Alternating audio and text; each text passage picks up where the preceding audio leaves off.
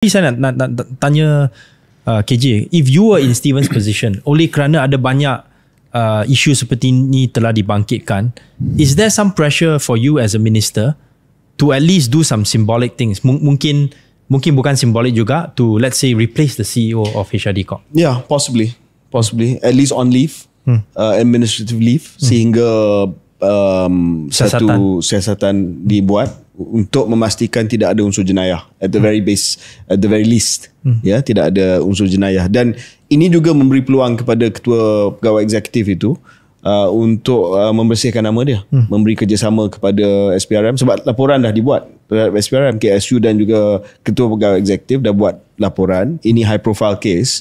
Dari segi tata kelola, dari segi governance, cara yang terbaik adalah untuk mungkin mengambil cuti sehingga siasatan selesai.